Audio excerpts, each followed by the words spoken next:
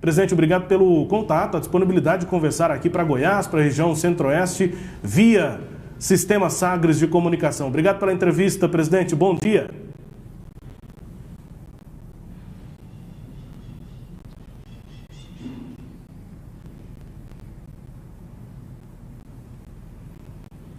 Presidente, o contato já está feito, a gente já vê, o senhor só ainda não ouve o bom dia aqui para Goiás, para a região centro-oeste do Brasil. Tudo bem, presidente? Bom dia.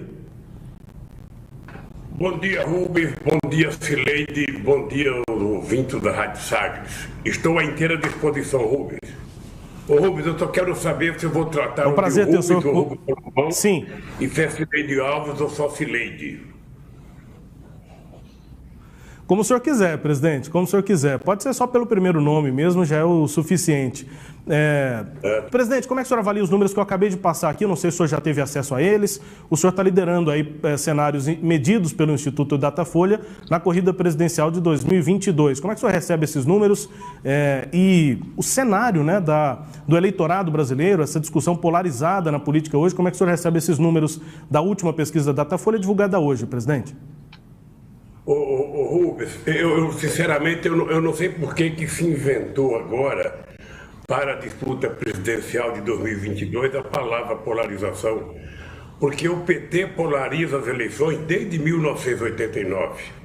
Em 89 nós polarizamos com o Collor, em 94 polarizamos com o Fernando Henrique Cardoso, em 98 com o Fernando Henrique Cardoso, em 98 com o Serra, em 2006 com o Alckmin, em 2010. Ou seja, sempre uma polarização. Eu sinceramente acho que seria o ideal que todos os partidos políticos pudessem lançar candidatos, ao invés de ficar procurando alguém que pudesse representar, sabe, um determinado segmento da sociedade, que todos os partidos se juntassem e vamos ver em quem que o povo vai votar. Eu acho cedo, o Rubens, para a gente ficar apreciando com muito destaque as pesquisas da opinião pública. A pesquisa de hoje é uma fotografia que pode mudar daqui a um mês, daqui a 2 meses, daqui a 3 meses. O que nós precisamos ter em conta é que as pesquisas elas vão ser mais contundentes quando a campanha começar. Quando os partidos tiverem registrado seus candidatos, quando as campanhas estiverem na rua, aí sim as pesquisas vão mostrar um quadro mais real daquilo que vai ser as eleições de 2022. Ex-presidente Luiz Inácio Lula da Silva conosco aqui na Sagres. Essa é a primeira pesquisa, presidente, depois do que aconteceu no dia 7 de setembro, manifestações da direita e da esquerda, e depois do dia 7, no dia 9, também um momento importante foi quando o presidente Jair Bolsonaro assinou e publicou uma carta escrita pelo ex-presidente Michel Temer, né, que participou dessa articulação, uma carta que arrefeceu, digamos assim, ou tentou arrefecer os humores entre os poderes. Como é que o senhor observa, qual é a observação que o senhor faz sobre o que aconteceu no dia 7 e depois o que aconteceu no dia 9 com essa carta escrita por alguém que o senhor conhece, que é o ex-presidente Michel Temer? Houve uma tranquilização ou não? O que os defensores do presidente Bolsonaro dizem é que ele agiu como um estadista. Como é que o senhor avaliou? Eu não sei se alguém acreditou na nota feita pelo Temer para o Bolsonaro.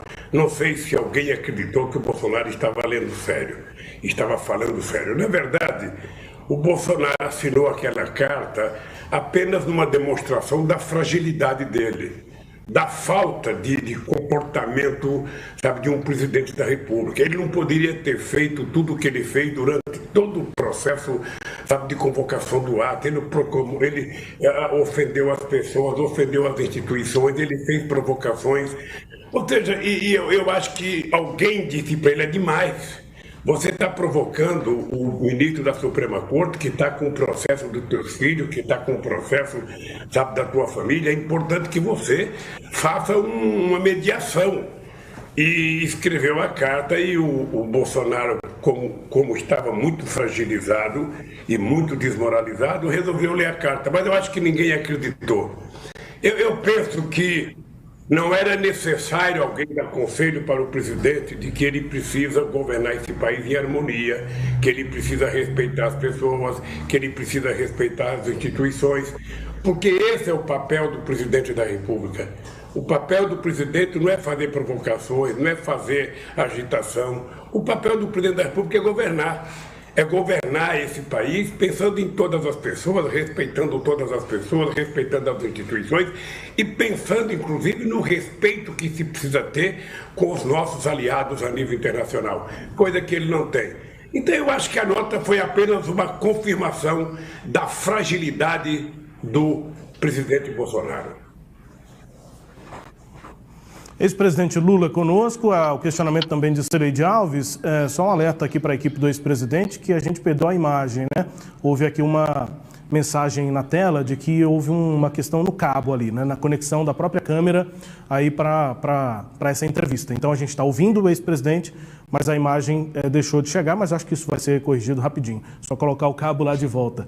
O ex-presidente com a gente, ele continua nos ouvindo, pode direcionar a pergunta, Sileide. Presidente, bom dia. As manifestações do MBL neste final de semana foram um fiasco no país todo. As manifestações do Grito dos Excluídos, que a esquerda, centro-esquerda, realizou no dia 7 de setembro, tinha mais gente, mas ainda assim bem inferiores às manifestações do 7 de setembro convocadas pelo presidente Bolsonaro. O Bolsonaro entende que esses eventos mostram que o povo está com ele, né? Ele fala que é uma foto do povo com ele. Qual que é a sua análise dessas três fotos, a do Grito dos Excluídos, a do MBL e a do 7 de setembro, organizado pelo presidente Bolsonaro? Olha, Sileide, bom dia. Eu queria dizer o seguinte, olha, primeiro, a convocação do dia 7 de setembro dos excluídos não é um movimento feito pelas esquerdas brasileiras. O Grito dos Excluídos existe há 27 anos, é uma movimentação feita pela Igreja nesses 27 anos, e o que se decidiu junto aos partidos que participam da Frente Brasil Popular é que eles iriam participar do ato dos excluídos para não ter que convocar um outro ato paralelo. Eu estou sabendo agora que os partidos se reuniram em Brasília e me parece que estão tentando convocar um ato para o dia 2 de outubro e um outro ato para o dia 15 de novembro. É o que eu tenho de informação. Eu nunca acreditei na capacidade de mobilização do MBL. O MBL foi uma coisa que surgiu no ápice da campanha do impeachment da presidenta Dilma, quando os meios de comunicação convocavam aqueles atos de forma aberta, sabe? Coisa que jamais eu tinha visto na política brasileira. O Bolsonaro, ele demonstrou que ele tem uma base. Ele demonstrou que ele tem uma base, sabe, que não importa se seja de extrema direita, de milicianos ou não, mas eles conseguiram, com uma convocatória de quase um mês, com muito dinheiro. Você deve ter visto imagens de gente distribuindo dinheiro dentro do ônibus, R$100 para cada pessoa que ia participar. Você deve ter acompanhado a campanha que muitas empresas fizeram, inclusive empresas que têm caminhões, empresas do agronegócio, fizeram uma campanha imensa, pagaram, sabe? Se pegaram o prefeito no aeroporto de Congonhas com R$500 mil, que disseram que era para levar, para distribuir para os manifestantes. Ou seja, mas de qualquer forma ele demonstrou que tem uma base, não tanto quanto ele imaginava, mas tem uma base forte. Afinal de contas, o Bolsonaro aparece nas pesquisas, sabe, com rejeição de 24%, sabe, ou melhor, com uma aprovação apenas de 24%, e 24% é muita gente. É muita gente num país de 213 milhões de habitantes. O que é importante é que a gente tenha em conta que me parece que o Bolsonaro vai ficar oscilando nesse percentual. Há pouca perspectiva dele ter um crescimento muito grande e possivelmente também não tem a perspectiva dele decrescer muito. Daí a dificuldade da chamada terceira via, Sileide. Ou seja, a terceira via, para ela surgir, ela tem ou que me derrotar no primeiro turno ou que derrotar o Bolsonaro no primeiro turno. Eu acho que não há espaço para crescimento da terceira via se não houver uma mudança brusca no quadro político nacional. Então eu penso que nós estamos caminhando para uma disputa política entre o PT, sabe, representando os setores democráticos da sociedade, e o Bolsonaro representando os setores fascistas da sociedade. A direita, a extrema-direita, os negacionistas, aqueles que não acreditam em democracia, aqueles que não acreditam em pluralidade, aqueles que não respeitam as mulheres, que não respeitam os negros, que não respeitam o movimento sindical, sabe? Aquele que não respeita a preservação ambiental. Vai ser essa disputa que vai estar em jogo, Sileide. E a gente precisa ter muita tranquilidade, porque ainda falta muito tempo para outubro de 2022 e a campanha política é uma maratona. E se você tentar correr muito no começo, você pode ficar cansado e não chegar no final. Então é preciso que a gente vá com muito cuidado. Você tem muita experiência política e você sabe que é preciso ter muito cuidado, dar os passos certos na hora certa, porque nós precisamos ter em conta, que o povo não pode continuar sofrendo como está sofrendo hoje. Presidente, o senhor acha necessária a formação de uma frente ampla oposicionista para lutar pelo impeachment? Quer dizer, o senhor quer o impeachment do Bolsonaro, ou o senhor acha que não é necessária essa frente e que o pior desses rompantes golpistas do presidente já passou e a luta é só lá no outubro de 22? Ô Sileide, você está lembrada que em 1989 eu participei de uma campanha contra 12 candidatos. 12 candidatos, dentre os quais o doutor Ulisses Guimarães, doutor Leonardo Brizola, doutor Maluf, doutor Afif, doutor Mário Cova, doutor Aureliano Chaves, ou seja, era muita gente disputando as eleições. O que é importante é que a gente tente saber se os partidos políticos existentes hoje querem ou não ter candidatos a presidente. Porque quando você fala em frente ampla, você não pode construir uma frente apenas em nome de um candidato ou a pretexto de tirar um outro candidato. É preciso saber o seguinte, o que você quer colocar no lugar. Então eu acho que se for possível construir um programa que leve em conta a necessidade da gente acabar com a fome nesse país, da gente acabar com o desemprego. E quem está falando com você, Silene, é uma pessoa que tem experiência de como acabar com o desemprego nesse país. Eu tive o prazer de governar esse país no momento em que a gente criou 20 milhões de empregos com carteira profissional assinada. Eu tive o prazer de governar esse país quando ele alcançou a posição de sexta economia do mundo. Então, se você for capaz de construir um programa que leve em conta que nós precisamos resolver o problema do Brasil, colocando o pobre no orçamento da União, no orçamento do Estado e no orçamento do município, e colocando o rico no imposto de renda, e você leva em consideração que nós temos que ter como prioridade resolver o problema do desemprego nesse país, resolver o problema da renda do povo brasileiro, fazer com que o povo possa comprar o feijão, a carne, o arroz, que possa comprar o gás. Ou seja, se tiver um programa capaz de fazer isso, é possível você construir uma frente ampla.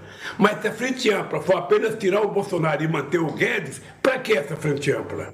Para manter tudo como está? Para manter o povo esquecido? Para manter o povo passando fome? Como é que se explica num estado como Goiás, que é um grande produtor rural, ter gente passando fome? Como é que se explica o Brasil ser o terceiro produtor de alimento do mundo, o primeiro produtor de proteína animal, e ter gente passando fome? Gente que não consegue mais comprar carne. Então, eu acho que essa questão da frente ampla não pode ser apenas uma coisa para tirar fulano e colocar Beltrano, não. É para desmontar um programa de destruição da política econômica brasileira e colocar um programa que possa pensar em reconstruir esse país. É isso que está em jogo e é isso que nós estamos nos propondo a fazer. Aliás, o PT já tem um programa de reconstrução do Brasil para que a gente possa fazer com que o Brasil volte a crescer, gerar empregos e distribuir renda. A minha experiência de governo, Sileide, o que eu tenho dito para todo mundo é que quando você coloca o pobre no orçamento da União e você começa a distribuir, por menos que seja, um pouco de dinheiro para cada pessoa, porque quando o pobre recebe R$20, R$30, ele não compra dólar, ele não vai aplicar na bolsa, ele vai aplicar na barriga. Ele vai comprar uma caixa de lápis, ele vai comprar um chinelo, ele vai comprar um vestido para a filha, vai comprar uma calcinha, uma camiseta para um filho. Ou seja, quando você faz com que o dinheiro circule na mão do povo, a economia cresce. Não precisa ser mágico para entender que você precisa desconcentrar a economia brasileira e fazer com que o dinheiro chegue na mão do povo para ele poder comprar comida, comprar as coisas que vão dar a ele o direito de viver dignamente. Presidente, o cientista político Marcos Nobre, ele diz que a oposição joga amarelinha com Bolsonaro, ele se refere ao fato de a oposição estar mais voltada para as estratégias eleitorais para 2028 do que para as ameaças institucionais, e diz que já ao contrário, o presidente Bolsonaro joga MMA, né, uma referência aí aos atos antidemocráticos do presidente. O que o senhor acha dessa análise? Olha, veja, eu acho que, em parte, ela está certa, mas o dado concreto é o seguinte: os partidos de oposição têm que fazer oposição, e os partidos do governo têm que governar. É assim na Alemanha, é assim na França, é assim na Inglaterra, é assim nos Estados Unidos, é assim em qualquer lugar do mundo. Então, veja, nós temos que ir para a rua, porque nós precisamos exigir que o Bolsonaro seja interditado. Ou Bolsonaro é interditado por uma decisão da Justiça Eleitoral em função do que houve na campanha de 2018, ou Bolsonaro é interditado por conta da quantidade de crimes que ele já cometeu nesse país, inclusive o apelido de genocida é por conta da quantidade de pessoas que morreram e que o governo tem responsabilidade. Porque se o governo não fosse responsável, ele tinha evitado mais da metade das quase 600 mil pessoas que morreram. Ou seja, nós estamos vendo agora, o que nós estamos vendo? Nós estamos vendo o preço da comida totalmente descontrolado, nós estamos vendo a inflação voltar a 2 dígitos, nós estamos vendo o gás de cozinha fugir do controle e do poder de compra do nosso povo, nós estamos vendo o litro da gasolina subir 39%, o etanol 62%, o diesel 35%, o botijão de gás subiu 31%, a energia elétrica já subiu, 21%. Um botijão de gás em alguns lugares chega a ser R$135. Ou seja, e a carne, ela vem subindo de forma extraordinária. Você pega os dados do Diese, o óleo de soja subiu 68%, o arroz 32%, a carne, o patinho e o músculo subiram 36%, o feijão subiu 17%, o ovo subiu 15%. Ou seja, o governo perdeu o controle da inflação. E a inflação, quando ela volta da forma que ela está voltando, ela prejudica a parte mais pobre da população. O que a oposição tem que fazer? É ir para a rua denunciar, exigir que o presidente da Câmara coloque um dos quase 150 pedidos de impeachment que tem do Bolsonaro em votação. Não acredito que ele vai colocar, porque a Câmara dos Deputados, você cobriu a Câmara, Cireide, você sabe que nunca aconteceu o que está acontecendo agora, de ter um orçamento de 20 bilhões do relator para que possa se negociar com os deputados. Ou seja, então não vai votar o impeachment, eu não acredito que o Lira coloque, a não ser que haja muita pressão da sociedade. Por isso que nós temos que ir para a rua, por isso é que nós temos que fazer pressão. E se nada disso resolver, nós vamos esperar que o povo, em outubro de 2022, resolva o problema do país, colocando alguém que gosta da democracia, alguém que gosta do povo, alguém que respeita os nossos parceiros internacionais e alguém que vai governar efetivamente para o povo brasileiro e não para os militares da reserva e não para os milicianos. Presidente, muitos políticos do PT, do PSOL, parte da esquerda também, se recusaram a participar da manifestação do MBL por conta do papel que o grupo teve no impeachment da presidente Dilma. Isso quer dizer que o PT não fará aliança com os partidos que apoiaram a destituição da presidente Dilma, nem com os políticos que votaram ou que trabalharam pelo impeachment dela? Não, não significa isso não, Silene. Significa, veja, eu tenho conversado com todo mundo, você acompanha a imprensa, Silene, você sabe que eu tenho conversado com muita gente. Eu fui agora para o Nordeste, eu conversei com todos os partidos políticos, conversei com todos, sem distinção, apenas não conversei com o DEM. Ora, veja, nós não fomos ao ato do MBL porque não era um ato convocado para defender a democracia. Eles só faltaram apresentar quem eram os candidatos que eles queriam defender. Porque eles trabalharam até a semana da convocatória, nem Bolsonaro e nem Lula. Como é que o PT poderia participar de um ato desse? Como é que as pessoas que querem democracia participam, sabe, de um ato desse? Eles poderiam ter dito, o ato é para defender um candidato de terceira via e dizer qual era o nome do candidato. Era isso, era mais claro, era mais honesto com a sociedade brasileira. Eu não tenho nada, sabe, contra o MBL, não os conheço muito bem, não tenho contato, mas eu acho que os partidos de esquerda não precisam do MBL convidar um ato para a esquerda participar. Nós sabemos muito bem convocar os atos e sabemos muito bem a força que nós temos. Bom, presidente, o PT foi muito associado com a corrupção, né? Muita coisa foi provada, outras não foi. O senhor, particularmente, foi absolvido em dezenas de processos, mas o fato é que há essa associação do PT com a corrupção. O que o próximo governo do senhor, no caso da sua vitória, poderá fazer para acabar ou para diminuir essa pecha que o PT carrega? Olha, veja, primeiro nós sabemos qual é o objetivo de jogar essa pecha em cima do PT. Você que cobriu o Congresso Nacional, Silene, você conhece bem a política nacional. Você sabe o quanto eu fui vítima das acusações, porque possivelmente a direita e a extrema-direita e uma parte da elite política brasileira acharam que não tinha como me conter se não tentar me envolver com corrupção. Eu tomei a decisão, Silene, de ir para a Polícia Federal em Curitiba quando eu poderia ter saído do Brasil. Eu fui lá porque eu queria provar que o Moro era mentiroso. Eu queria provar que a força-tarefa de Curitiba era uma quadrilha, que eles não estavam preocupados em combater a corrupção, porque se eles estivessem preocupados em combater a corrupção, eles tinham prendido os empresários e não quebrado as empresas. Mas eles trabalharam para quebrar as empresas porque eles estavam mancomunados com o Departamento de Justiça dos Estados Unidos. E hoje já está provado isso. Para tentar destruir o setor de engenharia no Brasil, o setor de óleo e gás no Brasil, a indústria naval brasileira. Olha, isso hoje está visível. Você sabe qual foi o prejuízo, sabe, que eles causaram? 4.400.000 desempregados. O prejuízo que eles causaram foi o Estado deixou de investir 172 bilhões de reais na economia por conta da Lava Jato. E o que eles queriam, na verdade? O que eles queriam era fazer a legalização do crime. Todos os ladrões que fizeram delação ficaram ricos. Todos. Sem distinção. Todos que fizeram delação ficaram ricos. Como eu não quis fazer delação, porque eu queria, na verdade, era provar que eles eram os ladrões, e graças a Deus, é importante lembrar, eu já tenho meus 19 processos anulados. Só falta um que é o mais mentiroso, criou instrumentos para combater a corrupção.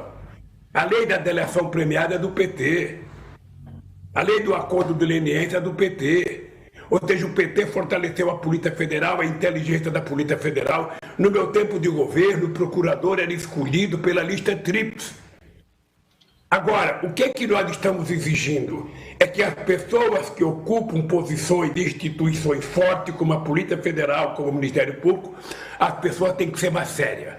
As pessoas não podem ser irresponsáveis, porque eles não estão causando um problema para mim, Silene. Eles estão causando um problema para a instituição, porque instituições poderosas como essa não podem perder a credibilidade.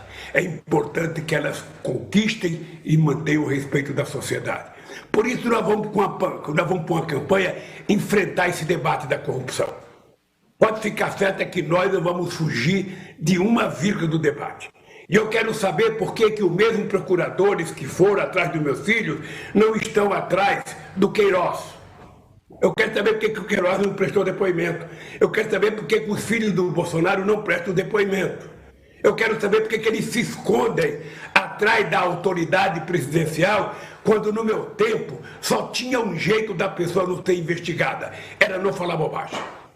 Era não fazer bobagem. Então esse é um debate, Silene, que eu vou adorar fazer durante a campanha. Aliás, eu estou preparado para fazer esse debate.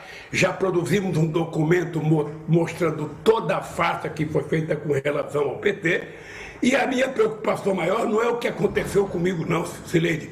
A minha preocupação maior é que, enquanto eu estava preso, o povo estava passando fome, o povo estava ficando desempregado, estava diminuindo a qualidade das pessoas levarem comida para a mesa. Isso é o que me incomoda. E é por isso que eu estou nessa briga outra vez, Cileide. Porque eu acredito que é possível recuperar esse país e fazer esse povo voltar a ser feliz. Presidente, o senhor reconheceu que a manifestação de 7 de setembro mostrou a base social do presidente Bolsonaro e que ela não é pequena, 24% aí da população.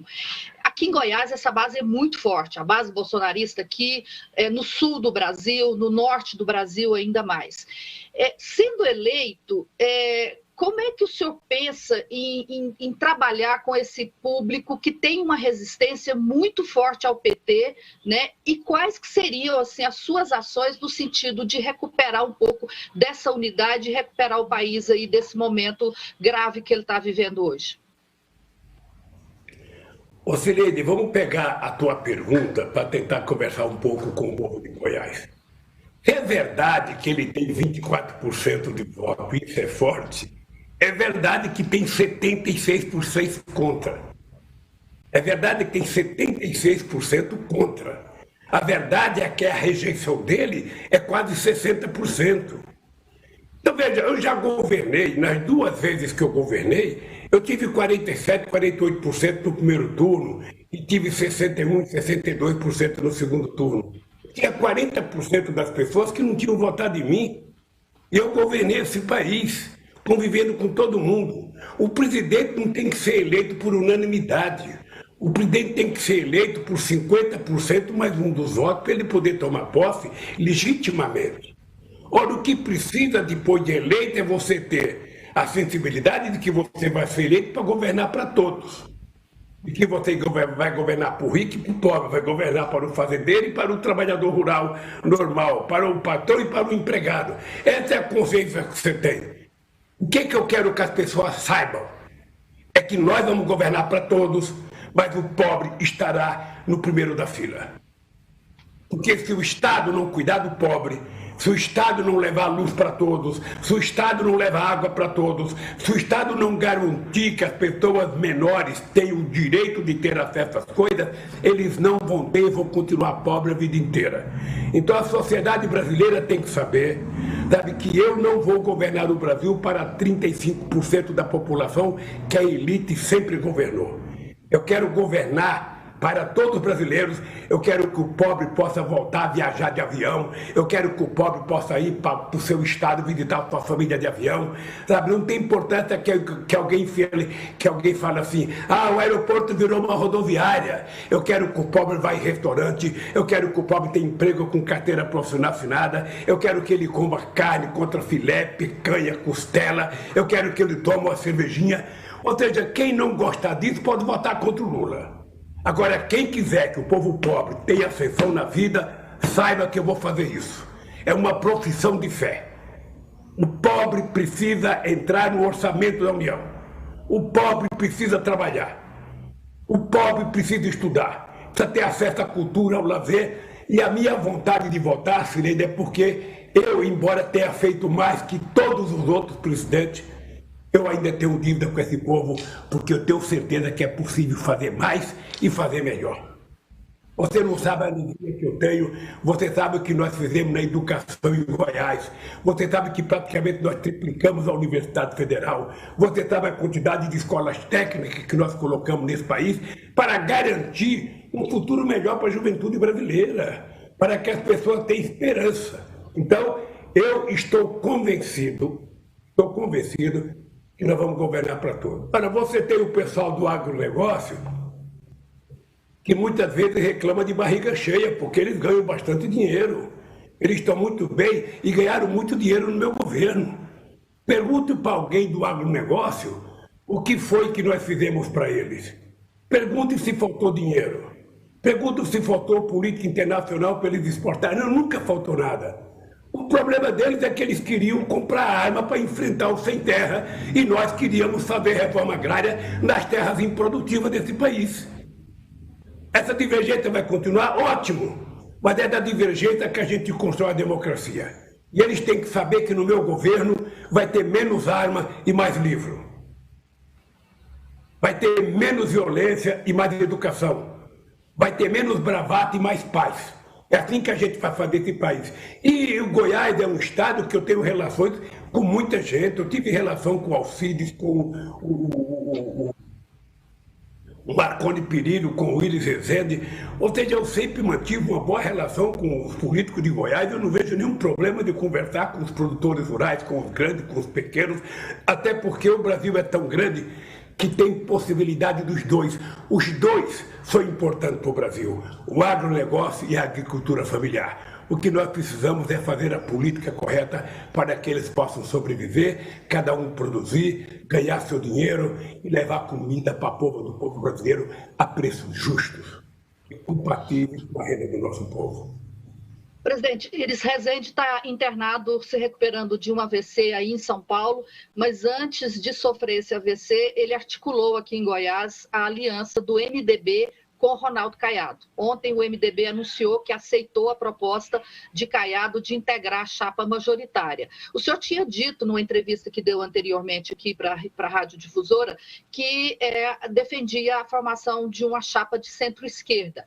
Essa chapa não terá o MDB, que foi um aliado aí do senhor. Com quem seria que o PT deveria se unir em Goiás para ter um palanque forte, né? Para ter um palanque viável para o senhor? Ou o senhor acha que não precisa de um palanque em Goiás?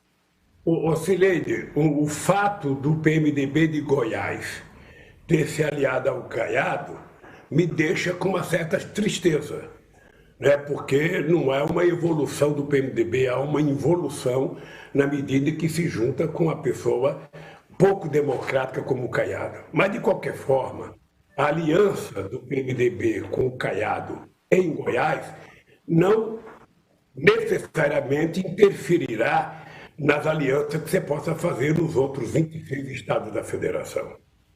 O PMDB não é um partido centralizado em que ele toma uma decisão e 27 estados cumprem.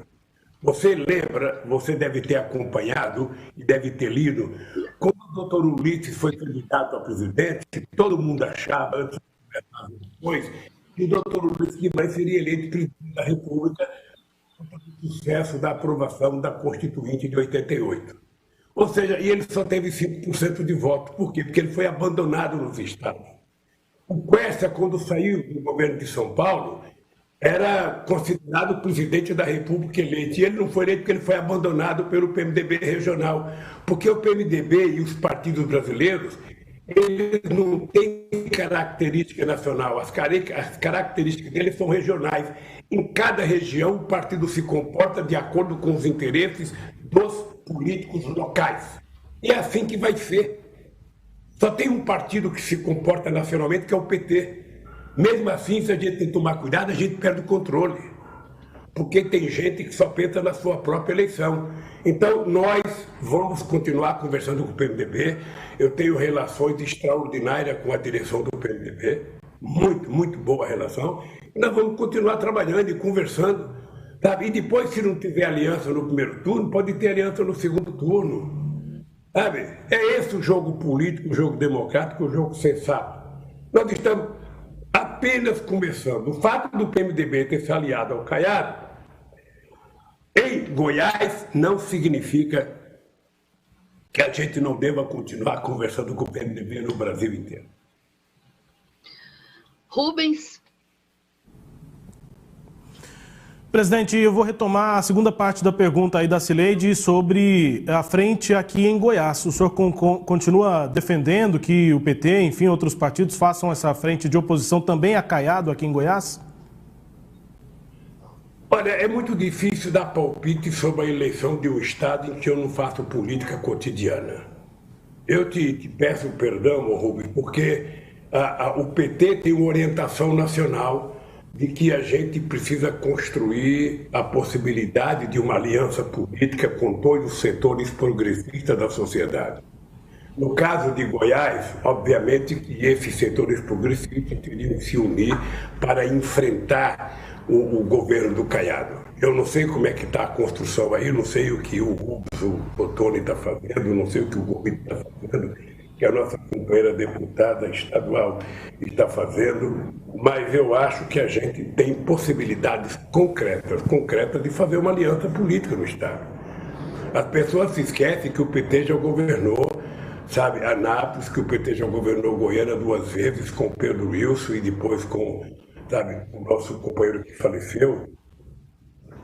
E o PT tem uma força, o PT precisa apenas recuperar o prestígio que ele já teve na cidade para o PT fazer valer a sua importância política no Estado. Eu fico vendo o trabalho dos nossos deputados, sobretudo de uma jovem como a Adriana, eu vejo com muita perspectiva a capacidade da gente construir uma aliança política forte no Estado, sabe? Com o PDT, com o PCdoB, sabe, com o PL, ou seja, vamos trabalhar para ver com quem que a gente se junta, Rubens. Se não for possível, sabe, o PT pretende eleger deputados federais, o PT, quem sabe, tem a candidata ao Senado, mas tudo isso depende da aliança que a gente puder fazer. O senhor disse, para encerrar, presidente, o senhor disse aqui durante a entrevista que a corrida ela é uma maratona e não uma corrida de 100 metros, né? Não é uma corrida de 100 metros rasos. O senhor pretende estar mais presente pessoalmente nas manifestações que ocorram aí nas ruas, mobilizando, utilizando os palanques? Quando é que o senhor acha que o senhor vai fazer uma presença mais física nessas manifestações? Ô Rubens, eu tenho 4 ex-ministros da saúde do PT. Eu tenho o Padilha, eu tenho o Chioro, eu tenho o Humberto Costa e tenho o Temporão. E eles é que dizem para mim que eu não devo ir à manifestação pública para não passar, sabe, um gesto de responsabilidade. Eles é que me orientam. Ó, na hora que eles disserem para mim, ô Lula, você pode ir no ato, eu, por exemplo, agora estou quase próximo de tomar a minha 3ª dose. Quando eu tomar a 3ª dose, eles vão dizer que eu estou livre, realmente livre, sabe, do Covid-19, pelo menos temporariamente. E aí eu tenho muita vontade, Rubens, eu tenho muita vontade. Você não sabe a loucura que eu estou de ir para a rua fazer um comício. Sabe? Primeiro porque eu gosto. Segundo porque a minha relação com o povo é uma coisa química muito forte. E eu me sinto muito bem, sabe, não só para estimular a sociedade, porque uma das coisas que eu acho que está faltando no país nesse momento, Rubens, é a gente conseguir fazer com que a sociedade fique indignada com o que está acontecendo no país. O Brasil não pode viver do jeito que está vivendo, Rubens. Esse país não tem contencioso internacional. E hoje esse país não conversa com ninguém, nem com Biden. Sabe, o Bolsonaro quer conversar. O único presidente que ele recebeu, ele mandou buscar o presidente de Guiné-Bissau para poder dizer que recebeu um presidente. O Brasil é um país adorado. Eu não sei se você viajou para o exterior, Rubens, e a Cileide, se ela viajou. No meu tempo de governo era motivo de orgulho mostrar o passaporte brasileiro. Em qualquer lugar do mundo que você fosse. Agora o Brasil virou paira mundial. Então nós precisamos recuperar isso. E aí eu tenho vontade de ir para a rua para conversar com o povo, para falar com o povo, sabe, como eu estou falando com o povo de Goiás, através do microfone da Rádio Sagres. É importante, Rubens, a gente ter em conta o seguinte, olha, eu acho que seria mais fácil a gente resolver o problema do Brasil se todo mundo tivesse o compromisso que o Papa Francisco demonstrou ter, sabe, de lutar contra a desigualdade. Não é possível a gente continuar convivendo com a desigualdade. Não é possível a gente continuar sabendo que milhões de pessoas vão dormir toda noite sem a criança ter tomado um copo de leite comendo um pouco de manteiga. Não é possível. Não é possível que no maior produtor de proteína animal do planeta Terra, a gente seja obrigado a ver uma mulher na fila de um açougue esperando um osso, sabe, para poder fazer a comida. Ou uma pessoa ir para o açougue comprar apenas 2 pés de galinha. Não é possível. Isso não é possível, não é aceitável. Então o que eu digo para o povo? Nós podemos mudar isso. Nós já provamos que é possível mudar isso. Nós já provamos que quando o povo pobre entra na economia, a economia cresce. A gente fica vendo na televisão, a bolsa cresce, o XP não sei das quantas, o BG não sei das quantas, os bancos de investimento, os fundos de pensão. Eu quero saber qual é a economia que vai resultar em emprego para o povo. Essa é a economia que vale, que resulta em emprego, que resulta em salário, que resulta em garantia para o povo brasileiro viver dignamente. É isso que eu acho que é possível fazer. E é isso, Cileide e Rubens, que eu me proponho a fazer nesse país.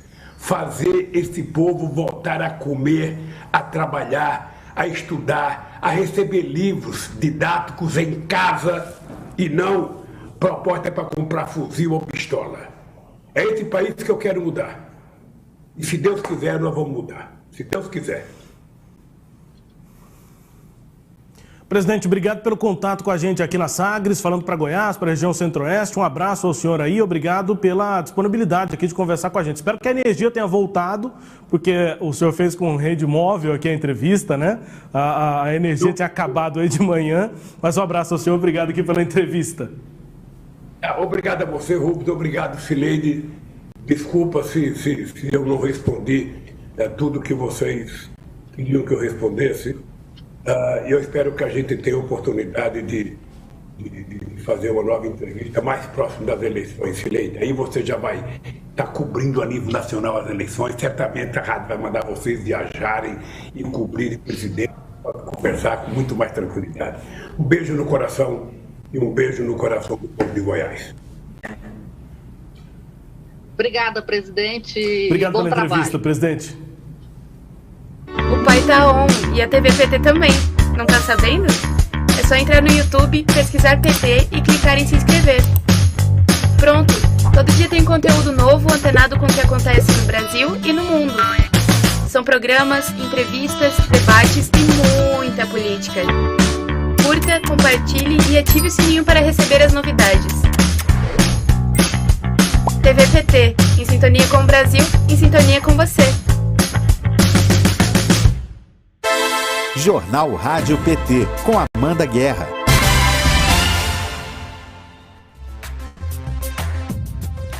Bom dia! Sextou com essa entrevista maravilhosa do presidente Lula. Hoje é 17 de setembro de 2021. A gente segue agora com o Jornal Rádio PT, informação e luta popular nas duas manhãs. Estamos ao vivo em radio.pt.org.br, no Facebook do PT Nacional e na TV PT no YouTube. Eu sou Amanda Guerra e seguimos juntos nesta manhã na frequência do Partido das Trabalhadoras e dos Trabalhadores. Hoje tem balanço da semana no Congresso Nacional e também da atuação das bancadas do PT. Vamos saber também o que vai ser notícia hoje no portal do PT Nacional. A Ana Moraes, do Movimento dos Trabalhadores Sem Terra, conversa comigo sobre os preparativos da mobilização nacional pelo Fora Bolsonaro no próximo dia 2 de outubro. Participe do nosso jornal pelo chat e pelo WhatsApp da Rádio PT. 6193161527. 6193161527.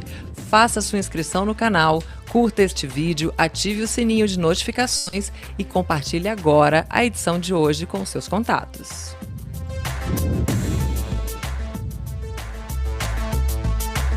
Eu e você, nada pode ser mais forte que esse laço. Eu e você, tá difícil eu sei, mas tudo isso vai passar e nada, nada vai nos separar, porque a vida pede mais amor. Eu e você, porque a vida pede mais amor. Eu e você, vacina no braço, comida no prato. A nossa luta é pela vida de todos. Gente é pra brilhar, gente é pra ser feliz. São 41 anos lutando ao lado do nosso povo por amor a este país. Tá tudo muito difícil, não é? E quem comanda não quer nos deixar sonhar. Mas a gente é feito de sonho e é sonhando que vencemos, juntos como sempre estivemos, você e eu e você. Essa canção é uma homenagem sentida do Partido dos Trabalhadores aos milhares de brasileiros e brasileiras que perderam suas vidas e os seus amores na maior tragédia humanitária da nossa história, e aos milhões que resistem, sobrevivem, que lutam na certeza de que somos o Partido da Esperança e que todos juntos vamos prevalecer. Porque a vida pede mais amor, eu e você.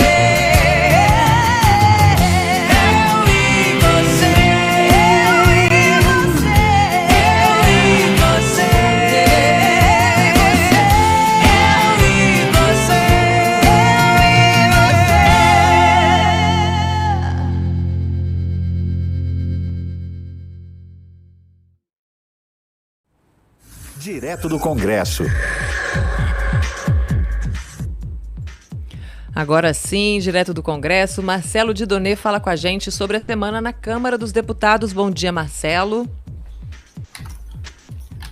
Bom dia, Amanda, a todos que estão acompanhando o Jornal Rádio PT. O balanço da semana começa com notícia boa, do jeito que a gente mais gosta, porque é resultado de ação conjunta nas ruas e no parlamento, né? A PEC 32 da reforma administrativa teve a votação adiada, deu certo a pressão nos estados, no aeroporto aqui de Brasília, nas redes, nas ruas, e a denúncia na trincheira da Câmara, né, sobre o desmonte que essa reforma significa. Aí pesou o diálogo com o povo, o esclarecimento feito pelo movimento sindical e também, claro, aquela ideia do quem votar a favor não volta. Os principais pontos de polêmica são aqueles que mais diretamente ameaçam destruir mesmo o serviço público. São vários pontos de polêmica, vários pontos que a bancada da oposição e do PT discordam, né? Mas os principais foram esses. As regras para contratações temporárias, que permitia contratar, assim, temporariamente, por contrato temporário, por até 10 anos. Olha o temporário, né? Por até 10 anos. Temporário. Lembrei das prisões de má lembrança Lava Jato, né? Era temporária e ficava ad eterno, né? Essas contratações temporárias, além de impor salários e direitos rebaixados por contratado, porque a contratação temporária já existe hoje, né? A questão é que a reforma, essa PEC, ela traria coisas novas muito ruins e tornaria lei, consolidaria coisas que... De julho a setembro na sua cidade e de outubro a novembro em todo o país. Procure o PT mais próximo e ajude a organizar o encontro da sua cidade. Nova Primavera. O PT, quem faz é você.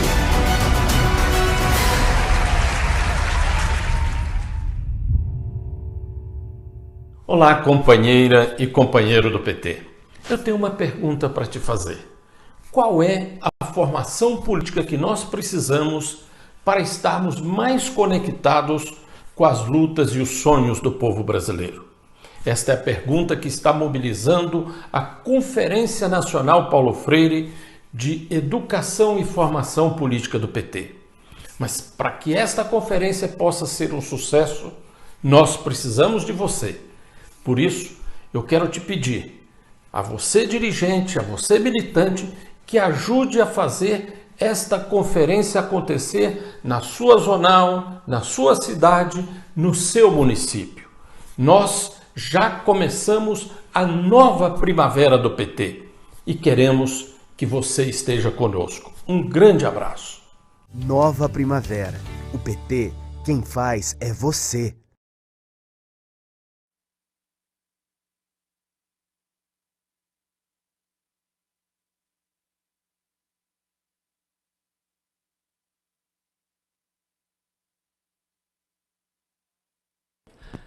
Pessoal, pedi aí paciência para vocês, a gente teve um probleminha aqui com a internet. Só um minutinho, vamos de boletim? Enquanto a gente resolve aqui, a gente vai inverter um pouquinho a ordem hoje. Vamos começar pelo PT Informa e depois a gente volta aqui com os nossos convidados ao vivo para fazer esse balanço do Congresso para você. PT Informa. Por meio do deputado Rogério Correia, do PT de Minas Gerais, o Partido dos Trabalhadores apresentou um voto em separado ao texto da reforma administrativa, a PEC 32, na última sexta-feira, 16 de setembro. O relatório paralelo destaca que é contrário à proposta porque desvaloriza as carreiras dos serviços públicos, inclusive na concretização dos direitos sociais, atrapalhando o funcionamento do Estado a cumprir suas atividades. Durante discurso em plenário na quarta-feira, 15 de setembro, Rogério Correia reclamou da ausência do relator da matéria, que deveria apresentar mudanças em seu texto às 10 horas, mas só chegou às 2h30. O deputado também lembrou que durante todo o funcionamento da comissão especial, o governo Bolsonaro sofreu diversas derrotas no conteúdo da discussão política. Então nós estamos otimistas. Muitos deputados começam a mudar de voto e mudar de opinião devido à pressão que vem do Brasil inteiro em cada município. Então isso tem que continuar, a presença nos aeroportos, e o PT já está preparando para a semana que vem um voto em separado, onde nós denunciamos tudo o que significa essa PEC. Ela é a PEC da privatização, então aquilo que é prestação do serviço público vai para a mão da iniciativa privada e, nesse sentido, deteriora e desmancha a prestação do serviço público. Permite também que a corrupção grace, porque nós não teremos mais servidores efetivos para fiscalizar o Estado brasileiro. E, ao mesmo tempo, é uma proposta de emenda constitucional que nós chamamos de rachadinha, porque ela permite que, dentro do serviço público, se contrate pessoas que ficarão subordinadas a outros, a politicagem. Enfim, é uma proposta de emenda constitucional muito ruim. A deputada Érica Cocai fez um apelo para que a proposta de desmonte não passe e que os parlamentares mostrem apoio aos servidores. Ela lembrou que o Brasil precisa de um Estado que atenda ao povo brasileiro e que respeite a Constituição. O deputado Carlos Vera, do PT de Pernambuco, lembrou que o povo quer investimento na área pública, comida no prato e vacina no braço, e não desmonte do serviço público. Jorge Sola, deputado federal do PT da Bahia, disse que o Congresso está sendo negacionista ao querer debater esse tema na atual realidade do país. O deputado José Guimarães alertou que, caso a proposta seja aprovada, ficará parada no Senado, já que a matéria não é prioridade. De acordo com o deputado Newton Tato, do PT de São Paulo, no fundo, o que a PEC quer é se apropriar dos recursos impostos para o setor privado, privatizando o que é essencial para o atendimento da maioria da população. Tato também lembrou da destruição que esse governo vem trazendo às instituições do Sistema Nacional de Meio Ambiente. Para ele, essa PEC vai oficializar o desmonte do serviço público. De Brasília, Terra Thaís Costa, para a Rádio PT.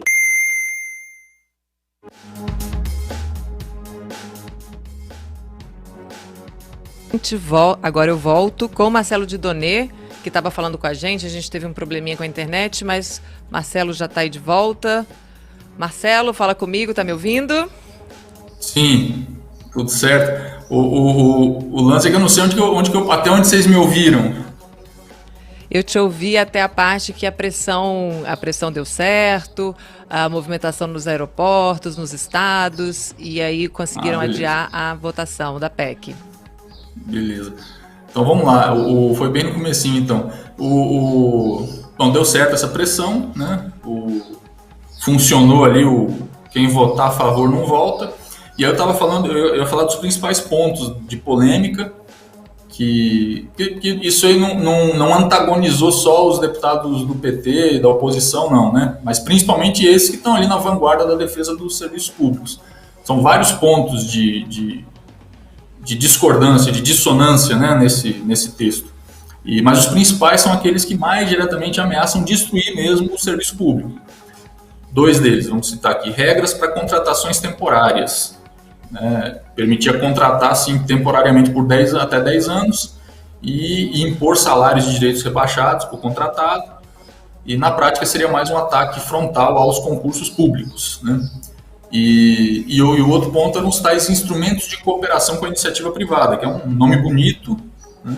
Mas para esconder o que, nas palavras do deputado Rogério Correia, do PT de Minas, ele exemplificou como entregar todos os recursos públicos da saúde e da educação para entidades com fins lucrativos que não vão prestar serviço de qualidade para o povo mais pobre, porque quem visa lucro oferece serviço para quem pode pagar.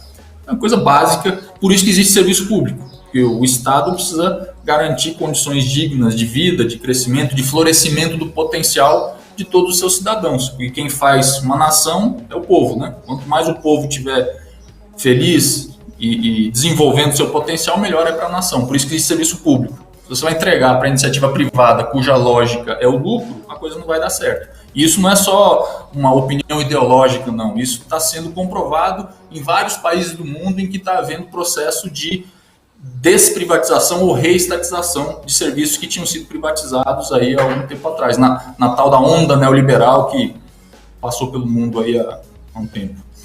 De qualquer forma, o PT já apresentou voto em separado da PEC 32, né? É um voto em separado que apresenta, que é como se fosse uma proposta alternativa, né? Vamos votar contra a PEC 32 e com uma proposta alternativa que assegura direitos dos servidores e empregados públicos, evita abusos remuneratórios, retira benefícios concedidos aos membros de poderes e aos militares, garante participação da sociedade na gestão dos serviços públicos e sobre os atos da administração, oferece meios mais democráticos de gestão de pessoal e mediação de conflitos nas relações de trabalho no setor público, coíbe a discriminação e apadrinhamento político nas relações de trabalho no setor público e impede a ocupação excessiva de cargos civis por militares. E outro ponto, Amanda, que está... Bom, obviamente que eles vão seguir tentando aprovar isso semana que vem, nós vamos continuar na oposição, mas não dá para deixar de falar dessa grande vitória, que foi uma vitória parcial, mas que foi resultado da articulação da luta nas ruas, nas redes e nessa trincheira do parlamento que o PT ocupa, a bancada do PT ocupa para denunciar, né, a tentativa de retirada de direitos da classe trabalhadora. O outro ponto bastante importante para a gente salientar aí, que para quem está acompanhando o Jornal Rádio PT nesses dias não é novidade, que é o Código Eleitoral. A gente vem falando, né, das discussões e votações do Código Eleitoral já há uns dias, foi aprovado. Ele teve pontos positivos de avanço e outros pontos negativos, né? Um ponto positivo foi que numa emenda, um destaque do PT, se garantiu mecanismos para combater as fake news e, além do que, fortalecer a fidelidade partidária. Porque no texto original tinha de submarino, como a gente fala, a ideia muito parecida com aquela medida provisória 1068, que a gente comentou na segunda-feira, 6 de setembro, que o Bolsonaro editou para ser o libera geral das fake news, até preparando o circo do dia 7 de setembro, né? A MP é uma coisa, não está aí dentro não, mas a ideia dela estava aí. E graças a um destaque do PT que foi aprovado, esse trecho foi retirado. Então, no Código Eleitoral ficou mais robusto as possibilidades de combate às fake news. E outro ponto, dois pontos assim, muito importantes para salientar é a aprovação da contagem em dobro dos votos para candidaturas de mulheres e de negros e de indígenas também, para fins de cálculo do fundo eleitoral que aquele partido vai ter. Isso estimula, né, que os partidos articulem candidaturas de negros, negras, mulheres e indígenas. E um outro ponto positivo foi a regulamentação das candidaturas coletivas, que são essa modalidade, né, de candidatura, mandato coletivo, que existe já há dezenas aí nas câmaras de vereadores, em algumas assembleias legislativas, em que o parlamentar é um coletivo de coparlamentares que representam as suas pautas das suas cidades diretamente ali no parlamento. É isso, a gente segue acompanhando a agenda da semana que vem. Como eu falei, a luta segue, mas a gente tem que passar aí, sextar com essa vitória da retirada de votação da PEC e acompanhando aí o sextou com o PT no Senado às 17 horas, que vai ser a estreia hoje, né? É isso aí, tem novidade hoje. Obrigada, bom final de semana, Marcelo, até semana que vem.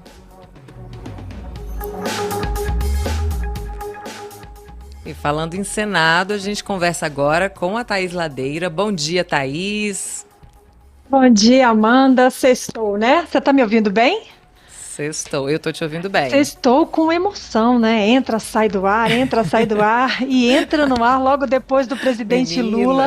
Isso é maravilhoso. Quero saudar a audiência que está conosco desde as 8 da manhã, pela Rádio PT e pela TV PT, acompanhando aí a fala tão forte, tão potente do Lula, né? Sempre muito inspiradora. Afinal de contas, quem não gosta de uma cerveja, de uma picanha, principalmente numa sexta-feira, e a gente entra nesse clima de sextou, dizendo que emoção também tem a vida política dessa Brasília, porque no Brasil de tédio a gente não morre e o dia já começou quente, apesar de ser uma sexta-feira, manda caso de polícia. A gente sabe que a CPI, a Comissão Parlamentar de Inquérito, ela pode sim demandar ações policiais para investigação e essa sexta-feira às 6 da manhã já havia muita novidade, porque a Polícia Federal cumpriu desde muito cedo uma operação de busca e apreensão na sede da Precisa Medicamentos. A CPI da Covid emitiu uma nota, assinada pelos 3 senadores, Omar Aziz, Randolfo Rodrigues e Renan Calheiros, presidente, vice-presidente e relator, respectivamente. De acordo com esse comunicado, a operação é resultado de um pedido da comissão que foi atendido pelo Supremo Tribunal Federal e quer buscar e apreender informações relativas àquele contrato que a gente vem falando há semanas aqui, né? O contrato entre a Precisa Medicamentos e a empresa indiana Bharat Biotech, assim como todos os documentos relacionados ao acordo pela compra da vacina contra a Covid-19, a vacina Covaxin. A nota da CPI diz o seguinte em um dos seus trechos, abre aspas, a CPI buscou de todas as formas a obtenção dessas informações junto à empresa e ao Ministério da Saúde, não obtendo êxito. Devido a isso, se fez necessária a utilização deste instrumento judicial. Bom, são alvos dos mandados de busca e apreensão que foram expedidos pelo ministro Dias Toffoli do STF, 2 endereços da empresa Precisa, todos os 2 em São Paulo. Vamos lembrar, a Precisa foi responsável por intermediar esse contrato com o Ministério da Saúde. Eles queriam, na verdade, comprar 20 milhões de doses da vacina Covaxin ao custo de 1,6 bilhão de reais. E é isso, Amanda, né? Como bem lembrado o presidente Lula, né? Quando a gente olha para o governo Bolsonaro, o que a gente vê são sempre milhões, milhares, bilhão. É milhões na rachadinha, é milhões na compra de casa, é bilhão na compra de superfaturada de vacina contra a Covid-19, esse tipo de coisa que a gente precisa denunciar e a CPI vem justamente evitar esse tipo de negociata com a vida do povo brasileiro. Aliás, estamos estupefactos, né? Desde ontem, desde a famosa live do presidente Bolsonaro, que agora decidiu fazer o seu ministro da Saúde, o Queiroga, de marionete, e está suspendendo a vacinação para adolescentes. Mas olha, isso eu nem vou comentar, porque eu tenho certeza que o Fernando Brasil vai falar sobre isso. Eu tenho certeza que o PT Nacional vai fazer matéria sobre esse escândalo, essa decisão escandalosa. Você viu, né, Amanda, se a gente olha, o Lula citou há pouco, se a gente olha o naipe daqueles que foram ministros da saúde no governo do PT, o senador Humberto Costa, o Arthur Quioro, o Alexandre Padilha, que agora é deputado federal pelo PT em São Paulo, a gente vê a qualidade dessas pessoas, né? Para começo de conversa, todos 3 são médicos e isso é fundamental para estar na pasta, à frente de uma pasta tão importante quanto o Ministério da Saúde. Você já viu que eu já estou virada hoje, né? Mas eu tenho mais uma informação, Amanda.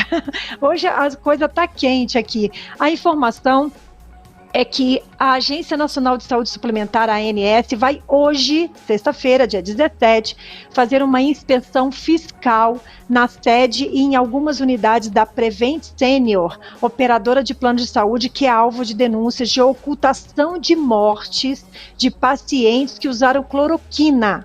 eles mudaram a classificação internacional de doenças e tal. Olha, eu nem vou continuar com essa notícia, porque assim, todo mundo ficou sabendo hoje, quem não ficou sabendo, acompanha as informações, tanto no PT Nacional quanto no PT no Senado.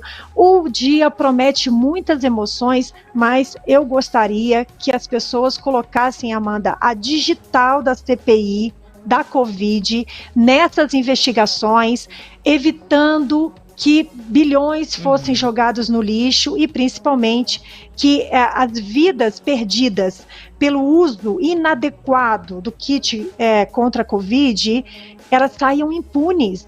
Isso não pode acontecer, definitivamente. E é isso que a gente espera.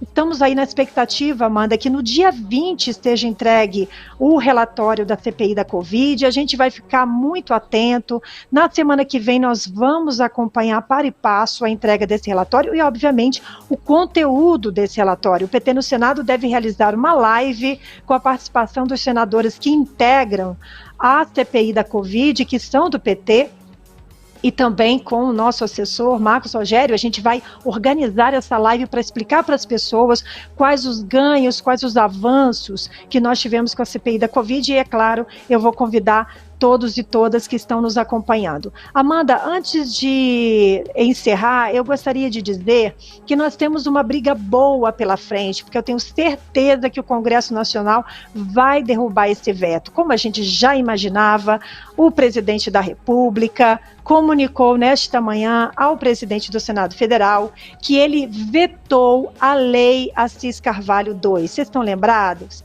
Essa lei, ela é, na verdade, do deputado Uxai, que é de Santa Catarina, do PT.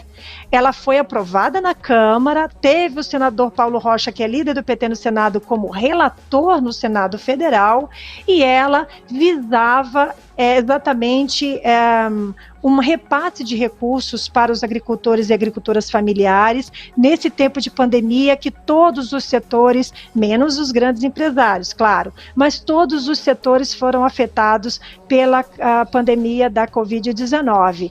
Então, o que aconteceu com o Bolsonaro? Como o Bolsonaro não quer dar dinheiro para o povo, ele só quer dar dinheiro para as empresas e os amigos e a própria família, ele vetou esse projeto de lei e, é claro, a previsão é que haja, dia 28, a sessão do Congresso Nacional e nós vamos derrubar esse veto, sim, para que essas famílias agricultoras possam ter acesso a um recurso, a um apoio em tempos de pandemia. É isso, Amanda. Muitas emoções nos esperam. Thaís, não vou deixar você embora assim, não. Peraí. Vamos aliviar aqui as tensões. Me conta uma coisa, o que não pode faltar no seu sextou, Thaís Ladeira? Amanda, o que não pode faltar no meu sextou é o Sextou no Senado, o programa da liderança do PT no Senado, que estreia hoje na TV e na Rádio PT às 5 da tarde. Nós vamos melhorar, sabe o que, Amanda? Melhorar o happy hour da galera. O pessoal que está querendo se encontrar remotamente ou não, virtualmente ou não, com a galera e quer conversar sobre o que acontece na política nacional, tem que estar ligado no Sextou no Senado.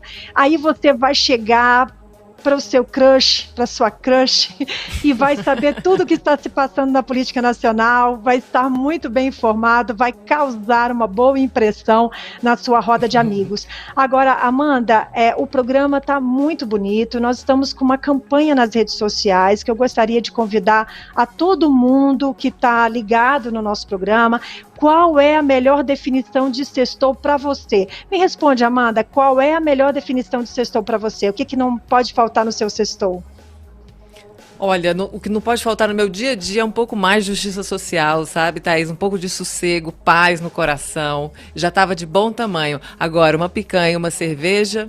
Também não vou reclamar não, viu? Não vou achar ruim maravilha. Não, se tiver. Que maravilha. Então, se as pessoas forem agora nos perfis das nossas maiores lideranças, como por exemplo a nossa presidenta, eterna presidenta Dilma Rousseff, vão ver que está todo mundo na hashtag Sextou no Senado. Eu quero convidar todo mundo para participar também. O programa de estreia está incrível. Nós vamos conversar sobre a mobilização da sociedade unanimidade para a aprovação da Lei Paulo Gustavo.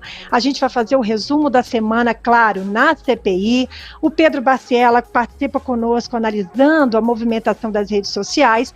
E é claro, Amanda, nós vamos lembrar o centenário do grande educador Paulo Freire, é patrono da nossa educação, não é verdade? Que agora, no dia 19 de agosto, setembro, agora, domingo, faria 100 anos, vai fazer 100 anos do seu nascimento, e nós vamos lembrar a importância de Paulo Freire para a educação no Brasil. Então, assim, dei aí o spoiler do que vai acontecer, mas vocês vão gostar muito. A apresentação é do radialista e jornalista Nilo Barrios, a produção da Renina Velejo e toda a equipe da TV super apoiando. Agradeço demais a todo mundo, na pessoa da Daniele, da nossa Dani, e eu espero vocês para estrear e sextar com a gente. Vamos sextar todo mundo junto hoje no Sextou no Senado. Obrigada, Thaís. Um ótimo final de semana para você. Até semana que vem. Obrigada para você também. Um ótimo final de semana e até segunda.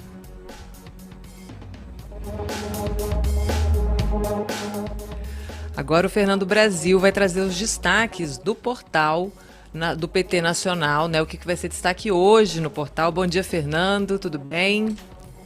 Muito bom dia, Amanda, você, a todo mundo que nos acompanha aqui na Rádio PT e na TV PT. Esses são os destaques desta sexta-feira que está sextando no Senado. A primeira matéria é sobre vacinação. Bolsonaro manda, Queiroga obedece e tumultua a vacinação. Segundo o próprio ministro da Saúde reconheceu, ele atende à pressão de Bolsonaro e de seus apoiadores para rever regras da vacinação de adolescentes. Com isso, repetindo o Pazuello, Queiroga provocou uma confusão na campanha de imunização no país. Na falta da segunda dose da AstraZeneca, passaram a usar a Pfizer. Então recuaram e agora lançam dúvidas sobre a segurança da imunização nessa idade. 2.000 adolescentes morreram de Covid em 2021, fora os que ficaram com sequelas. A decisão foi tomada sem consultas junto à comunidade científica e sem respaldo da Anvisa. Bolsonaro também mentiu, dizendo que a OMS seria contra vacinar adolescentes. 14 estados, no meio disso tudo, 14 estados anunciaram que vão seguir vacinando as pessoas dessa faixa etária. A gente vai repercutir essa confusão, esse desastre do governo Bolsonaro. A pauta nossa é sobre a Precisa Medicamentos. Desde as 6 horas da manhã, a Polícia Federal realiza operação de busca e apreensão na sede da Precisa Comercialização de Medicamentos no escritório em São Paulo. A operação é em cumprimento de solicitação realizada pela Comissão Parlamentar de Inquérito do Senado Federal para apurar ações e omissões no enfrentamento da pandemia de Covid no Brasil. O objetivo da medida é acessar a íntegra do contrato que a empresa teria firmado com a Bharat Biotech para fornecer a vacina indiana Covaxin contra a Covid-19 ao Ministério da Saúde, assim como todos os documentos relacionados ao contrato. A CPI buscou, de todas as formas, a obtenção dessas informações junto à empresa e também ao Ministério da Saúde, sem sucesso. O governo Jair Bolsonaro assinou a toque de caixa esse contrato aí nebuloso de 1,6 bilhão de reais para a compra da vacina Covaxin, sem atender em tempo a um conjunto de 10 recomendações feitas pela consultoria jurídica do Ministério da Saúde, que é formada por integrantes da Advocacia Geral da União. Então, a gente vai repercutir também essa denúncia aí. Por último, a gente tem uma pesquisa do Datafolha que mostra a rejeição recorde de Bolsonaro. A avaliação ruim e péssimo subiu de 51% para 53%, e bom e ótimo caiu de 24% para 22%. Ambas as variações, claro, estão na margem de erro, mas com tendência de abertura da chamada boca de jacaré, segundo o Instituto, com rejeição de 31 pontos percentuais maior do que a aprovação. Então, a gente vai destacar, na verdade, as principais causas dessa rejeição, segundo a pesquisa. E lembrar a situação pavorosa da economia no país, em especial, com destaque especial para a inflação, o aumento dos preços dos alimentos, e esse apagão iminente que está nos rodeando, né? Amanda, é isso. Esses foram os destaques de hoje. Acompanhe essas e outras notícias no site da nossa agência pt.org.br. Bom fim de semana e até segunda-feira. Muito obrigada, Fernando. Até segunda-feira. Bom final de semana para você. Aqui a nossa querida Josi Negreiros. Boa, parabéns à CPI. Omar Aziz, Randolfo Rodrigues e Renan Calheiros devem fazer o mesmo com a empresa Prevent Senior. O João Ricardo Roque diz: os quadros de pessoal do PT são superiores em qualidade em todos os outros partidos juntos, seja direita, esquerda ou terceira via. O Luiz Felipe Peralta diz: se não fosse a CPI da Covid, provavelmente eu e muitos companheiros e companheiras aqui não estaríamos vacinados. Isso é verdade. A Miriam Ramalho diz: parabéns a todos pela excelente live. Obrigada, Miriam. Vamos agora ouvir o... Então, eu ia chamar aqui um boletim, mas eu vou chamar a nossa próxima convidada. O bom do ao vivo é isso, né? A gente faz assim... o que tá melhor. Vamos de entrevista?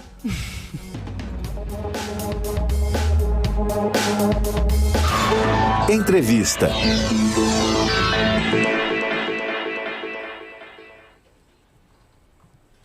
A nossa convidada de hoje é da Coordenação Nacional do Movimento dos Trabalhadores Sem Terra e da Campanha Nacional Fora Bolsonaro. Bem-vinda ao Jornal Rádio PT, Ana Moraes. Olá. Bom dia a todas e todos que nos escutam. É um prazer para o MST estar aqui com a Rádio PT nessa manhã de sexta-feira. O prazer é todo nosso, Ana. E você vê que hoje está todo mundo muito animado, sangue no olho aqui também, depois dos últimos acontecimentos, as últimas revelações da CPI. Então, mais do que nunca, a gente quer saber quais são as orientações da campanha para quem for às ruas, para a próxima mobilização nacional. Em que dia que vai ser, gente? 2 de outubro. Isso mesmo, Amanda.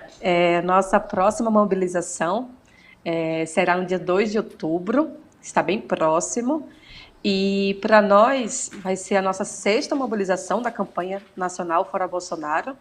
A gente está nas ruas desde maio e fica muito claro de que a decisão de sair em maio, ela só foi porque a gente estava aguardando muito o tema da pandemia. Então, em maio a gente já saiu um pouco com medo, mas com todos os cuidados sanitários que tomamos, e a gente percebeu que com esses cuidados sanitários era possível a gente retomar as ruas. Então, depois de maio, a gente seguiu organizando as mobilizações, e o último foi o dia 7. O dia 7 ele guarda aí uma particularidade, porque o fascismo também foi às ruas. E algumas pessoas podem dizer, mas o 7 de setembro, o grito dos excluídos e o Fora Bolsonaro foi menor. Não foi. O fato das mobilizações terem acontecido, os movimentos populares terem mantido, estamos nas ruas há 27 anos no grito dos excluídos, o Fora Bolsonaro se somou e não era para ser diferente. A pauta do grito dos excluídos é a pauta hoje do Fora Bolsonaro, porque estamos ali por emprego, estamos ali por democracia, estamos ali contra a fome, que volta a assustar toda a população brasileira, nos devolvendo ao mapa da fome. Então, o 7 cumpriu um papel muito importante e ele nos deu ânimo. E por isso a campanha Fora Bolsonaro já marcou o dia 2 de outubro como o próximo dia de mobilização. E primeiro de tudo, como ir? Máscara, e a gente recomenda PFF2, porque te dá mais segurança, e os cientistas, os médicos já nos dizem que a máscara ela cumpre um papel muito importante na sua proteção, então a gente sempre recomenda a PFF2, o uso de álcool a 70%, e claro, disposição. A disposição hoje de defender a nossa democracia e pressionar cada vez mais os governos e principalmente a Câmara a tirar Bolsonaro do poder. A gente não tem tempo a esperar. Estamos quase a 600 mil mortes Ontem, essa semana, o ministro da Saúde vem dizer que vai tirar a obrigatoriedade do uso de máscaras. Se a gente analisar a diferença do Brasil hoje para países como Israel, como Estados Unidos, que a Delta teve uma influência muito forte, é que a gente continuou usando máscara. É que a gente continuou com cuidados sanitários necessários, distanciamento, com o uso do álcool em gel e o avanço da vacina, que não veio por esse governo, veio por uma pressão dos governos estaduais, veio por uma pressão do povo na rua, pedindo vacina, pedindo comida no braço. Então, o que a gente coloca é isso, é pressionar mais e mais para a retirada imediata do Bolsonaro do poder. Ana, e como é que estão os preparativos? Quais são as instituições, partidos, quem é que está envolvido essa grande movimentação para o dia 2 de outubro, que vai ser gigantesca? Eu estou achando que essa vai ser a maior que a gente teve esse ano. Não temos dúvida, Amanda. E está muito claro também que o 7 ele deu esse clima. O fato da gente ter ocupado as ruas no 7 com toda a violência que estava sendo chamada pelo bolsonarismo e a gente ter ido para as ruas, isso animou a militância de que é possível sim a gente, com nossa organização, construir luta. E a campanha Fora Bolsonaro, ela reúne em torno de 80 organizações nacionais. Então, essas 80 organizações, que juntam também partidos de oposição, já vêm organizando esses 5 atos que aconteceram e vai organizar esse 6º ato, agora dia 2 de outubro. Mas, claro que existe também já adesões de outros partidos que não estão na campanha Fora Bolsonaro, e aí tem sido feita articulações desses partidos de oposição, que para nós é o PSB, o PDT, o PT, o PSOL, o PCdoB, que são os partidos que estão na campanha Fora Bolsonaro. Esses partidos vêm se reunindo com outros partidos mais de centro-direita, como Cidadania, como PV. A Rede também já está na campanha Fora Bolsonaro, tem se reunido com a gente, e também está nesse grupo, nesse fórum de partidos, podemos chamar assim, que vem debatendo a adesão. Então, eles tiveram uma reunião na quarta-feira e aderiram ao dia 2 de outubro. Hoje também vai ter uma reunião do grupo Direito Já, que reúne aí PSDB, DEM e boa parte também aí do empresariado brasileiro. Vão discutir um ato em novembro. Mas o que ficou certo é que os partidos de oposição que estão aí, como o PSOL, como o próprio MST, que também vai estar nessa reunião, vamos levar a proposta do dia 2. O dia 2, para nós, ele precisa ser amplo, vários que aceitarem a pauta, porque para nós a pauta está muito clara. É a defesa da democracia, mas é também a retirada do Bolsonaro. Para nós não existe uma diferença entre defender a democracia e não ser pelo Fora Bolsonaro. Então, a pauta do dia 2, ela é clara. Ela é por democracia e é por Fora Bolsonaro. E aí existe, sim, uma possibilidade de novas organizações que não vão aderir à campanha. Isso a gente tem que deixar muito claro. Não é que eles estão aderindo a um grupo organizativo como é a campanha Fora Bolsonaro, mas poderão aderir à mobilização do dia 2 de outubro. Maravilha, estou conversando agora com a Ana Moraes, que ela é da coordenação dos movimentos, do Movimento dos Trabalhadores Sem Terra e da campanha nacional Fora Bolsonaro. Ana, o agronegócio brasileiro exportou só no primeiro semestre 580 mil toneladas de arroz, segundo dados do próprio Ministério da Economia do Bolsonaro. Enquanto isso, 20 milhões de brasileiros estão passando fome. Eu queria que você falasse da concentração de subsídio e crédito para o agronegócio em detrimento da agricultura familiar, assentamentos, quem de fato alimenta esse país, né? Porque o que vai à mesa do brasileiro é produzido pelos trabalhadores rurais, pelos camponeses assentados da reforma agrária. Perfeito, Amanda. Eu adoraria também aqui nesse momento colocar para vocês que pela segunda vez o governo Bolsonaro vetou um projeto de lei que foi aprovado na Câmara. Conseguimos aprovar o primeiro, que é o projeto de lei Assis Carvalho, o ano passado. O governo vetou todo o projeto. Nos prometeu, na verdade, a bancada de oposição na Câmara e no Senado, de que não vetaria esse segundo projeto, que se chama Assis Carvalho 2, porque é o mesmo projeto que foi reapresentado, e hoje amanhecemos com o segundo veto ao projeto da agricultura familiar. Isso está muito claro. Se a gente olhar as ruas no 7 de setembro, o agronegócio estava nas ruas.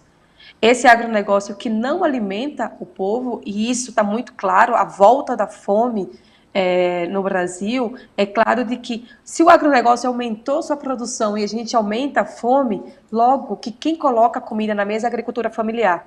E esse governo hoje não tem nenhum subsídio para a agricultura familiar. Conseguimos, com articulação junto do que a gente chama campo unitário, que junta várias organizações do campo, como a CONTAG, a CONTRAF, o MST, MPA, as mulheres camponesas, conseguimos construir esse projeto de lei, na ideia de que é um direito nosso a acessar a políticas públicas para nos permitir a produção de alimentos.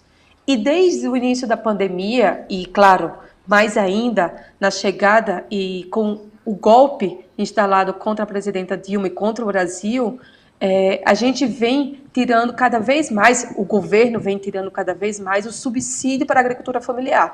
Isso vem nos impedindo a produzir alimentos. E aí, quando você coloca das exportações de arroz, o MST é o maior produtor de arroz da América Latina, agroecológico. E esse arroz, ele foi distribuído, doado durante a pandemia para milhares e milhares de famílias na periferia do Brasil afora. Então, quando a gente vê aquelas marmitas circulando e aquele arroz bonito naquelas marmitas, aquilo é um arroz agroecológico, é um arroz do MST, que está indo para esse momento importante tentar saciar um pouco dessa fome.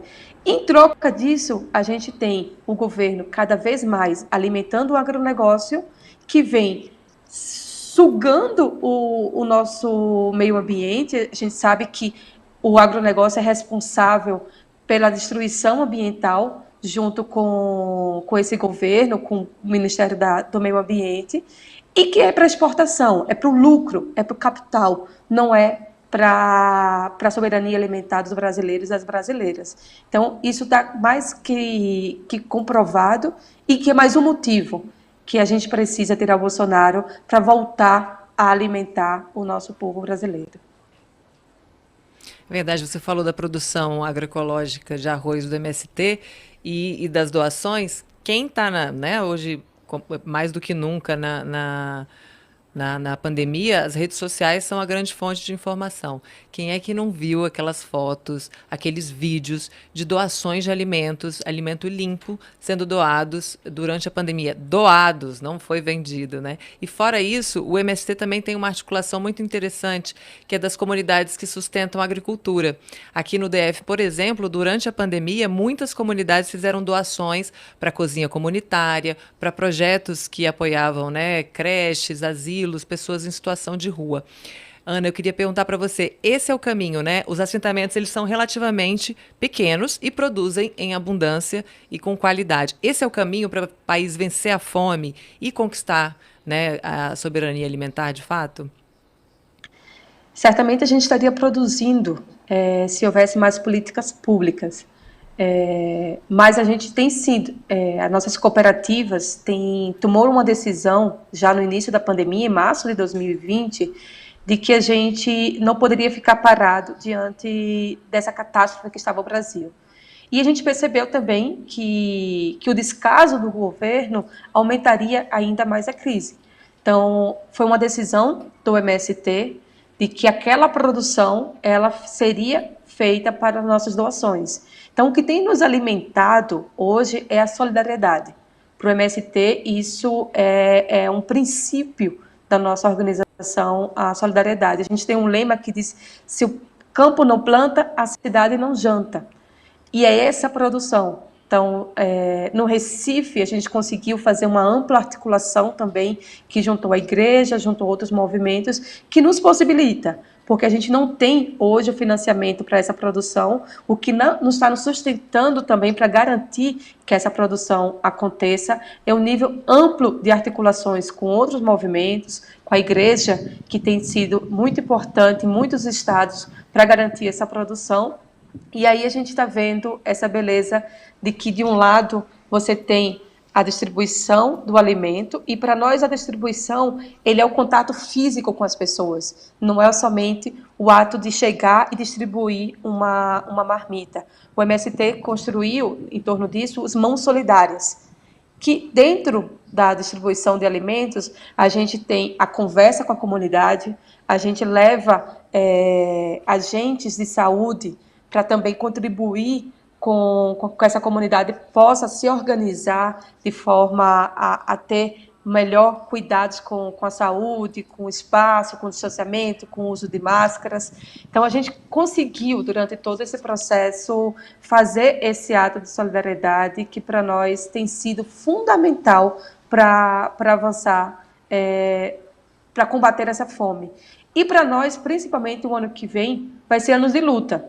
Então, a gente quer transformar esse ato de solidariedade para também voltar com mais segurança a construir lutas populares, que isso vai nos fortalecer no processo e no aceleramento também da retirada do governo Bolsonaro. Isso aí, Ana. Antes da gente se despedir, eu peço que você reforce a convocação para o 2 de outubro em todo o Brasil pelo Fora Bolsonaro. Por favor, faça esse convite mais uma vez para o público. Perfeito. Amanda, para nós é fundamental ampliar. Mas a gente não quer ampliar com os partidos somente, a gente não quer ampliar só com as organizações. O nosso grande desafio é que o trabalhador e a trabalhadora possam ter a segurança de ir às ruas.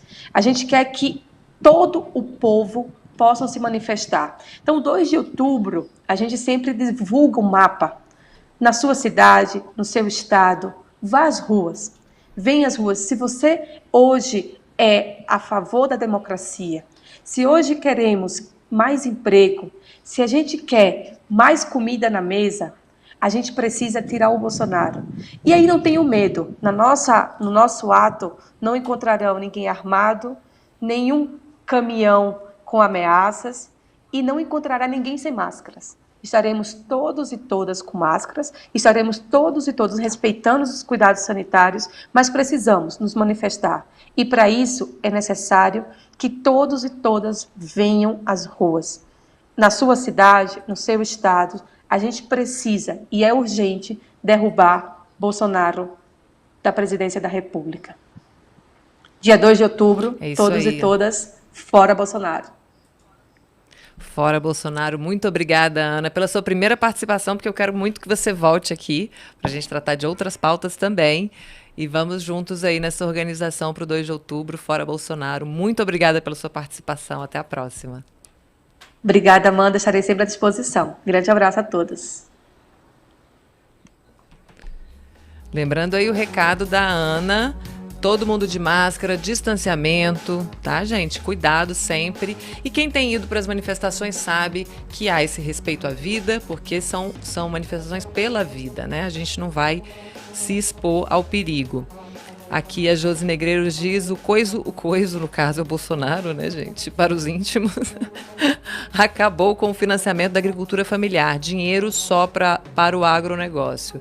Verdade, Josi, acabou o subsídio, acabou o crédito para a agricultura familiar. Luiz Felipe Peralta diz excelente a participação da Ana, a gente também adorou. Muito legal sempre falar com esse movimento tão importante que é o MST. E a gente vê a tentativa de criminalização do MST e a resposta é o quê? Solidariedade, alimentar as pessoas, né, com comida limpa. E para aqueles que não gostam de picanha, gente, tem para os vegetarianos que também podem ser contemplados com boas políticas de produção de alimentos, né, porque a gente também quer comida limpa. Participe do nosso jornal pelo chat e pelo WhatsApp da Rádio PT, 61 9316 1527. 61 9316 1527. Faça sua inscrição no canal, curta este vídeo, ative o sininho para notificações e vamos compartilhar o nosso jornal com todo mundo. Tem também aqui, ó, a Jaciara Freitas da Cruz, pela primeira vez aqui com a gente. Ela diz: bom dia, companheiros e companheiras da rádio. Salve, salve PT. Salve, salve PT 13, Lula 2022. Muito bom a participação de vocês aqui o tempo todo, gente. Muito legal isso. E hoje tem TV Elas por Elas. Eu vou dar aqui os destaques da edição de hoje para vocês, tá? Tem a aula Somos Trabalhadoras e Temos Direitos, a precarização do trabalho e o desemprego no golpe, com Carmen Foro. E tem também uma conversa com sobre mulheres, desemprego, trabalho doméstico informal, com Luísa Batista, que é presidenta da Federação Nacional das Trabalhadoras Domésticas, e Juvandia, ou Juvândia, não sei, Moreira Leite, que é presidenta da Confederação Nacional dos Trabalhadores no ramo financeiro. O programa TV Elas por Elas coloca em pauta os desafios enfrentados pelas mulheres no mundo contemporâneo, com foco na preparação e formação das mulheres para a disputa política. O programa vai ao ar todos os dias, no caso de segunda a sexta-feira, às 16h, aqui na Rádio PT e na TV PT. E todo sábado, às 11 da manhã, você pode acompanhar uma reprise dos melhores momentos da semana. E como é sexta-feira, vamos também aqui dar uma tranquilizada no clima, deixar mais leve. Vamos conferir agora um trecho de um programa que eu adoro, que está na programação, né? Está na grade da programação da TV e da Rádio PT, que é o Mudança de Tom. Ele é apresentado pelo jornalista Fernando Rosa e une política e música. Brasil não conhece o Brasil, já cantava a Elis Regina.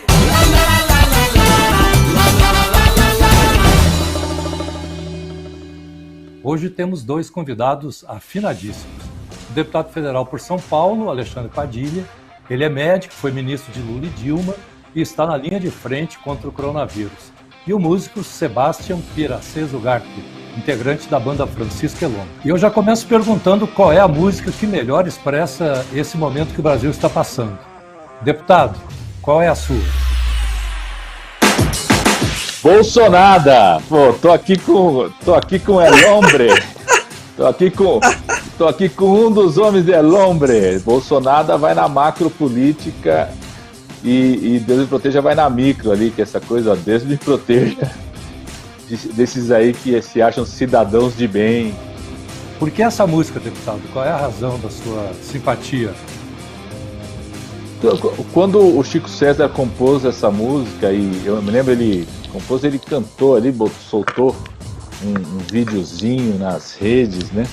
E ela vai em cheio naquele discurso dos cidadãos de bem, né? E tô elegendo um genocida, tô elegendo um misógino, um homofóbico, alguém que defende a ditadura, sou cidadão de bem e não tô nem aí com a situação dos mais pobres, sou cidadão de bem e sou contra o Mais Médicos porque está trazendo médico cubano, aí não admite que médico pode ser negro, pode ter a cara do povo, né? Então quando o Chico César cravou essa música assim, foi direto, e agora ela virou um hit, né? O deputado citou outra música de você, Sebastião, Bolsonaro, que diz assim: se é um fascista concedido cargo alto e voz viril, vai lucrar do desespero, tal loucura já se viu. Bolso dele sempre cheio, nosso copo anda vazio. Mesquinhez e intolerância, bolso nada que pariu.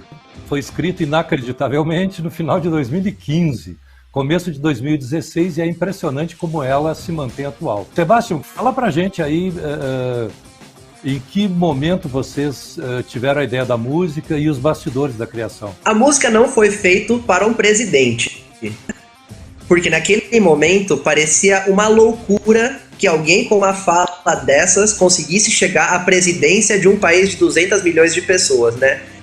Sendo filho de vítima da ditadura militar chilena, ter uma pessoa ocupando um cargo político, levantando bandeiras extremamente violentas e intolerantes como essa é, para mim, uma ofensa pessoal, né? Deputado, o senhor foi ministro da Saúde.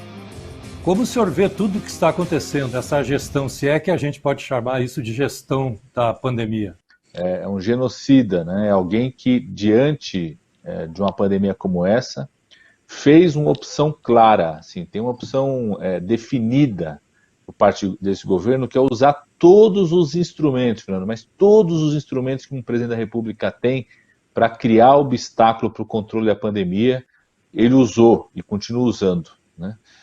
Desde da imagem pública do presidente, né, da possibilidade de falar, e quando fala isso repercute muito, desde as ordens para os ministros, desde a intervenção militar que ele fez no Ministério, desde a decisão de não comprar vacinas. Eu vi, Fernando, porque a gente montou no ano passado, aqui na Câmara dos Deputados, uma comissão para acompanhar essa coisa das vacinas. A cada proposta de vacina que surgia no mundo, a gente convocava aqui para a Câmara, trazia o Ministério junto, a Anvisa em audiência pública. Eu vi 700 milhões de doses serem oferecidas para o governo brasileiro e ele se negando a contratar, se negando a comprar. Então, todas as decisões que ele poderia tomar para não controlar a pandemia, para deixar as pessoas se infectarem, essa ideia de que a pandemia ia ser controlada se as pessoas se infectarem, ele fez. E a gente fica muito indignado, ainda mais, poxa, eu que fui ministro, então a gente sabe o que o Brasil podia fazer, como podia responder. Quando eu fui ministro do Lula, na última pandemia, 2009, 2010, a gente liderou a vacinação global, o Brasil vacinou em 3 meses mais de 80 milhões de pessoas. É isso aí, a Josi Negreiros fala aqui, amei uma camisa, adoro cores, amores e sabores. Fernando Rosa, essa é para você e para suas camisas bonitas e coloridas. O conteúdo na íntegra deste e de outros episódios do Mudança de Tom, você acessa na rádio e na TV PT. Tem uma mensagem aqui para mim também, uma das vozes mais bonitas da mídia, como é que é? Vontade de ficar ouvindo. Parabéns, moça. Obrigada, gente. Que coisa boa. E o Paulo Barbosa dos Reis fala que deveríamos deixar uma rádio 24 horas ligada, fazer uma rádio com política, música e cultura. Deixa eu contar uma coisa, Paulo Barbosa. A Rádio PT é assim. Informação, música de qualidade, tá bom? Muita luta popular. Então nós temos, seu desejo já foi realizado. Nós temos uma rádio 24 horas por dia, 7 dias por semana. Sintoniza radio.pt.org.br. Fica com a gente.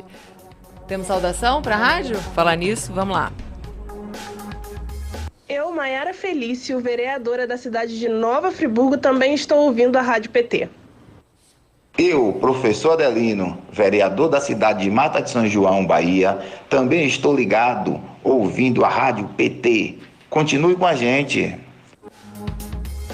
Continue com a gente. Vamos ouvir agora mais um PT Informa. PT Informa.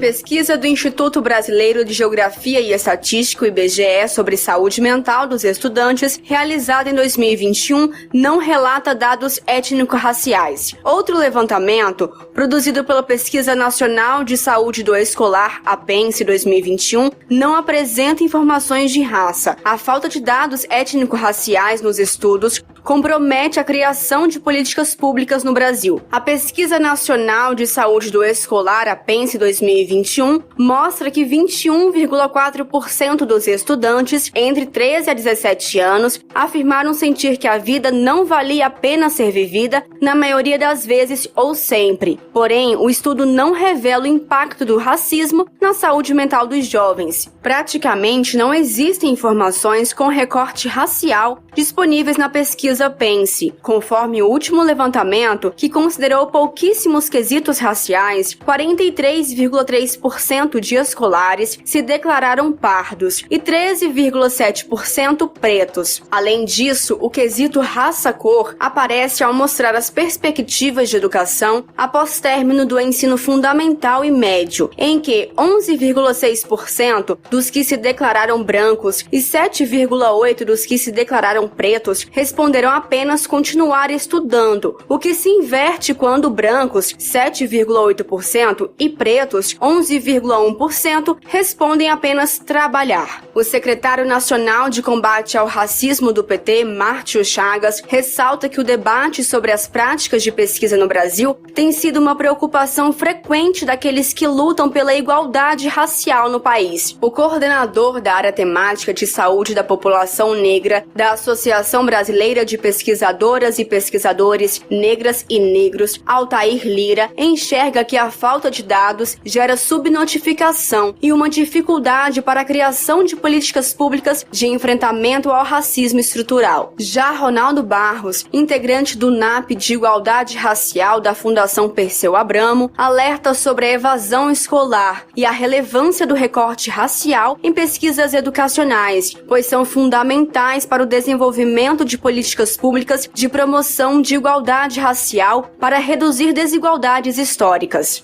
De Brasília, Thaísa Vitória para a Rádio PT. Teve um comentário também aqui do Luiz Felipe Peralta, que eu esqueci, eu separei aqui para falar. O companheiro Pedro Uxai é excelente, tem que conseguir encaixar ele um dia para falar dos projetos e do livro O Autoritarismo Líquido, o Golpe no Brasil. Olha, já vou fazer esse convite aqui publicamente para o nosso quadro, modo petista de legislar, para o Pedro Uxai. Obrigada pela sugestão, Luiz Felipe Peralta. E eu tenho também uma sugestão para vocês nessa sexta-feira, uma sugestão de leitura e também de áudio, né? Esse aqui é o Memorial da Verdade, que organiza, aqui tem 15, né? Mas a gente já está em 19 ações e processos que o Lula foi inocentado, processos e ações arquivados. Você encontra em pt.org.br/Memorial da Verdade, você encontra o audiobook e encontra também o link para download do livro, tá tudo lá. No Spotify da Rádio PT tá a cereja do bolo, que por capítulos você tem lá os episódios, você pode ir ouvindo por pílulas ou ele todo na íntegra. Ele tá na voz da nossa querida Tânia Oliveira, nossa sócia aqui na Rádio PT, jurista maravilhosa, assessora parlamentar e historiadora. E a apresentação tá na voz da presidenta nacional do PT, Gleisi Hoffmann. Então, tá um carinho, esse livro é muito legal porque ele explica de forma muito tranquila e acessível quais foram os processos e ações e como a defesa inocentou Lula de todas elas, né, dessa campanha difamatória contra o presidente Lula. O Jornal Rádio PT de hoje termina agora, mas a nossa programação continua, como eu lembrei agora há pouco. A Rádio PT tem muita informação, podcasts, música boa, luta popular para você de segunda a segunda, 24 horas por dia. Eu volto na segunda-feira às 9 horas, horário de Brasília, 9 da manhã, em radio.pt.org.br. pela TV PT no YouTube e pelo Facebook do PT Nacional. Agradeço todo mundo que esteve com a gente até agora, em todos esses canais. Se inscreva aqui no canal do YouTube, curta os vídeos, acompanhe a rádio, o portal e siga as nossas redes sociais. Obrigada pela sua companhia. Tenha um ótimo final de semana. A gente se vê na segunda-feira. Rádio PT, aqui toca democracia.